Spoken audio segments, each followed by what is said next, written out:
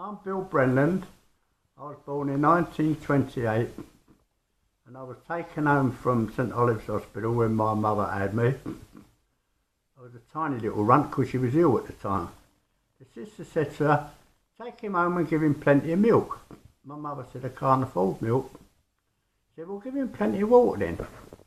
Well, she did. She took me home and we got plenty of water. Of course, we lived right alongside the River Thames. And it all used to flow down the street, and where we lived in Mariners buildings, these old buildings, gaslight, we had a water pump outside to get your water, no running taps. The water used to come in and flood the blooming rooms out. Along with that and the bugs, my father used to get little tins of paraffin, stand the iron legs of the bed in them, but the bugs still used to crawl up. Well, we moved from one house to the other. First thing my old father did was to get his chisel out, remove the skirting and the bits of wood, and you'd see the bugs all in the buggy old houses. Anyway, when we moved up to Rotherhithe Estate, there was a blacksmith along by us. His name was Bill Bailey.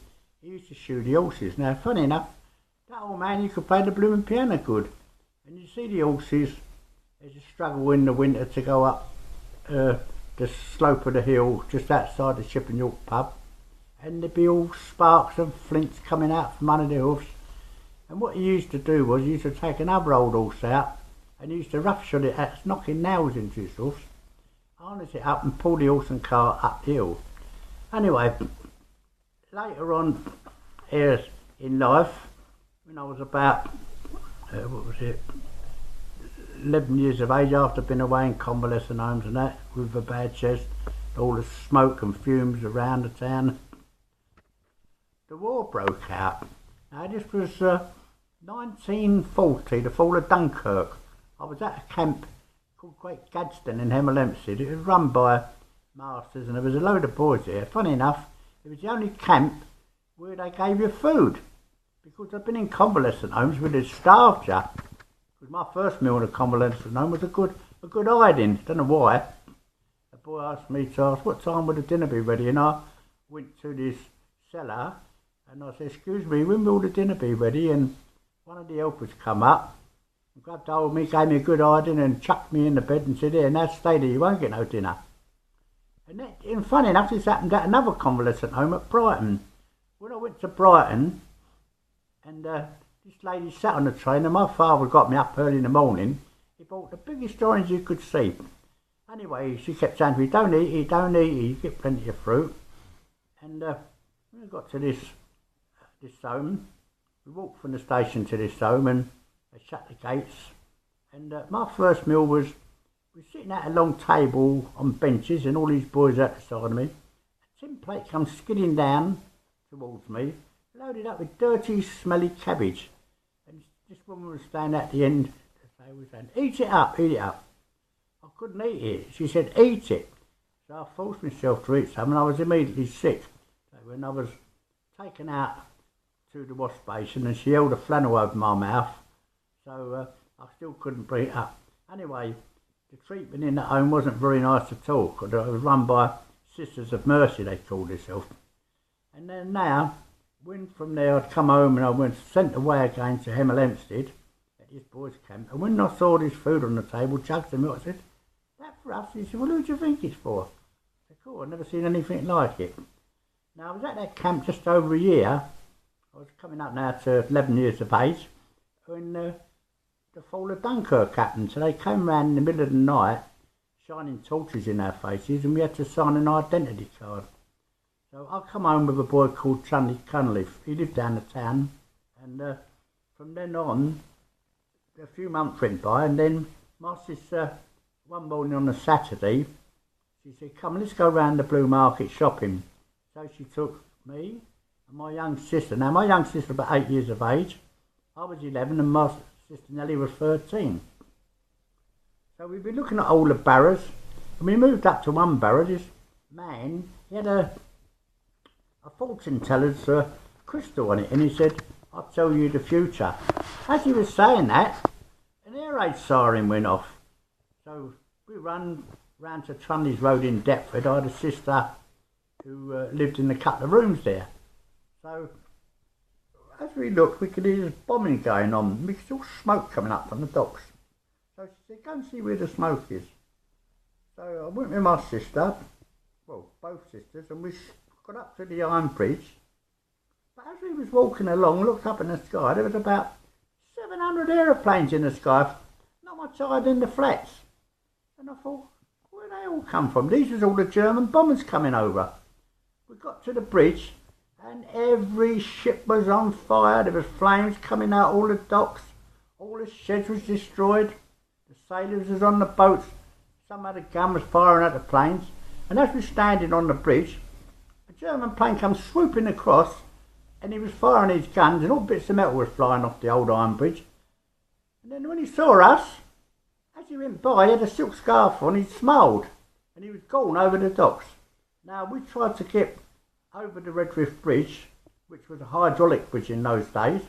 The dock policeman was on duty, and he turned us back, so now we couldn't get home. So we went back to Deptford, Trunnies Road, to my sister's house, and I went upstairs up the room where the bedroom was. I got to the window, and as I got to the window, a German plane, I think it was a Stuka dive bomber, come screaming down, firing, and all the windowsill was all disintegrating, all bits falling out of it. And I ran down the stairs, and the house was actually falling down behind me as I was bombing, because the house overlooked the railway line, the Surrey Docks line to New Cross. Now we ran across the road, and you wouldn't believe it. The bombs was also hitting that house, and that was falling down. So we went out in the garden. She had an old tin Anderson shelter at the bottom of the garden. We dived in there, and we stayed in there to nightfall. Now the bombing was still carrying on. So now we was getting worried now, so we left the air raid shelter, we went to Deptford Park, and as we ran to Deptford Park, the bombs were dropping down and skidding across the tarmac, so we dived in that shelter.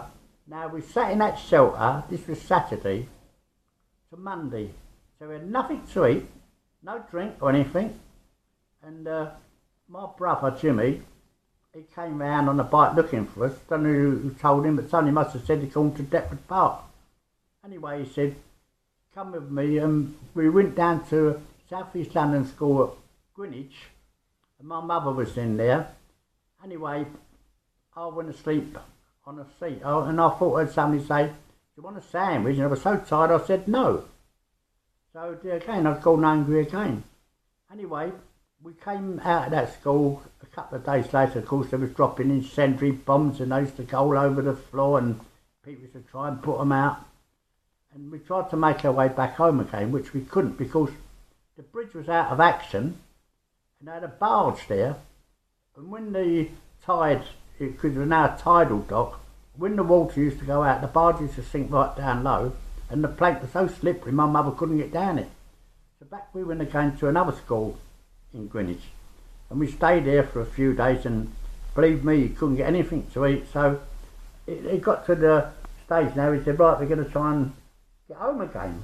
But before then, the people said, oh, they was going down hopping, and this was in September, people used to go hopping. My mother went on this hopping lorry. We got to the fields, and where people had been prepared with hopping, they had left chocolate things down there. We had nothing. So that night we lay on a load of old twigs. In the morning my mother gave the driver her last 2 shillings to bring us back to London. Well, he stopped at Deptford, and we walked from Deptford, and strangely enough the tide was up high in the dock, being a tidal dock, and the barge was at a level, and my mother struggled across, and the PLA bloke helped her across. He pulled her across, he had a big lump of rope hanging down, and we went down home. When we got down home, every block of flats had been hit by the bombs. The streets was all strewn with burnt out hoses from the auxiliary fire service. Now we just didn't know what to do, so we stayed in our flat. Is that right? Yeah, go on, Dad. And funny enough, it was right alongside Trinity Church. Now, the number of our flats was 666 Rotherhithe Street. Now, out of all the flats surrounding us, Holyoke, a young bloke in there, Tommy Winter, had been on the television, funny enough, speaking about it. He was a bloody good artist. Holyoke was it because my nan had a flat in there, and it was all, the windows was out, and it was all flooded out with water. Brian House, all the roof was off, and everything round there was covered in debris. You had all the walls, all the burnt timber. And we was amazed that our flat was untouched. Bits of shrapnel hit the wall. Now the church, everybody said it was bombed the first day of the Blitz. Well, the vicarage was bombed. Funny enough, one day I was outside and a white dove landed on the roof of the church. And a couple of nights later, a German plane came over. A German plane came over and it circled in the sky and then it started bombing, dropping incendium. That's when the church got burnt. Now there was two sisters used to work in that church, Sister Alice and Sister Frida. And there was a set of iron railings right where we lived in 666 Rotherhithe Street. She tried to climb over because not only was the church burning, but all the trees was alight. And the men, a couple of men who lived in the block of flats, there was a Mr. Wright and a Mr. Fry, I think it was. I had to pull her down from the railings. And, well, they all stayed in our flats. Later on, that night, the planes come back again and started bombing. And I used to go out with a little tiny old stirrup pump and a bucket of water trying to put all the incendiary bombs out. Now, the next day, when I looked in the street, not only was all these bits of burnt out hose pipe destroyed, there was 12 big 12 timbers, what this Gable and Wade used to creosote, and this like a tarry mixture. Actually, people used to sniff it up till it done them good. I used to take my car out and I used to fill it up with all the charcoal and we used to burn this on the fire. Now, we had no running water, the electricity was cut off. I used to take a saucepan and go to the fire hydrant, hold the saucepan underneath and get water and take it back to my mother. When I was gone another few days with no food, and across the road from us, where all the houses had been and they was all bombed, I was digging around in the ruins and found this old chicken carcass, just bones. I was being hungry, I thought, I didn't know. I run it back in the order. I said to my mum, can you make a stew out of this? It was just all burnt bones, and she looked at it and she couldn't do nothing with it. Now, I went down to my grand's flat the next day, see everything was all right, and I opened the cupboard and all there was in there was half a loaf of bread, as stale as anything. So I took it back home. My mother put it in some water. She made it up and put it over this fire lit with all the old charcoal, and we cut it up, and we were starving. Nobody never bothered to give us any food because my father got killed in Keaton's Road School, and when my mother asked them for some help, they said he wasn't gainfully employed. Now this was a man who had been at sea all his life on the old sailing ships like his father, a ship's carpenter. He served in the army in the First World War. He was an uncommissioned officer. And when my mother asked him for some help, they denied it. So she had 5 of us, all under the age of 14 to bring up. We had 1 or 2 elder sisters, people, but they wasn't there at the time. Anyway, we got no help, we got no food. And this went on all the time through the wartime. Now, we was told, oh, you can get this, you can get that, and all about nappies. It was impossible for a nappy motor to come downtown because one, the bridge was out of action and the whole area was strewn with burnt wood, lumps of iron. The whole dock area was destroyed. Now, a local MP said the docks wasn't put out of action. Now, he didn't know what he was talking about because if you look at old photos of the docks during the 1940 Blitz, the whole area was completely destroyed, plus the fact that it was a tidal dock, so that meant that if any ships had been in there, they would have tipped over because they'd have killed them, and it has to be flat. I think a lot of people, we was the only 3 kids actually who stood on that bridge. There was no other children there because they couldn't get up the road, and they had to go down the furthest end of Rotherhithe Street by the tunnel